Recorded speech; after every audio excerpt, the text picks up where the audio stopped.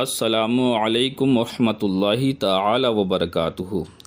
محمد شاداب نے کانپور سے سوال کیا ہے، علماء کرام اور مشائخ اعظام کی دست بوسی و قدم بوسی جائز ہے یا نہیں؟ جواب: بسم اللہ الرحمن الرحیم۔ علماء کرام عوام کے حق میں اور مشائخ اعظام مریدین کے حق میں نبی کریم صلی اللہ تعالی علیہ وسلم کے نائب ہیں، اور صحابہ کرام رضی اللہ تعالی عنہم آقا کریم کی قدم بوسی و دست بوسی کیا کرتے تھے، لہٰذا اس نیابت و وراثت کے سبب علماء کرام و مشائخ اعظام کی قدم بوسی کرنا جائز و مستحسن اور کار ثواب ہے، جس کی سرحد معتبر کتابوں میں موجود ہے۔ ابو داؤد شریف جلد دوم صفحہ نمبر 709 میں حدیث پاک موجود ہے۔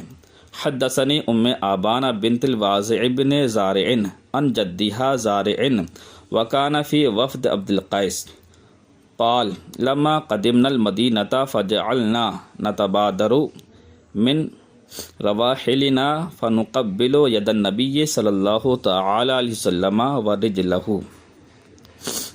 ام آبان اپنی سند کے ساتھ روایت کرتی ہیں کہ زارع وفد عبد القیس میں تھے، اور وہ فرماتے ہیں جب ہم مدینہ منورہ پہنچے تو ہم اپنی سواریوں سے لپک لپک کر جلدی جلدی اترنے لگے، اور نبی کریم صلی اللہ تعالی علیہ وسلم کی قدم بوسی و دست بوسی و قدم بوسی کرنے لگے۔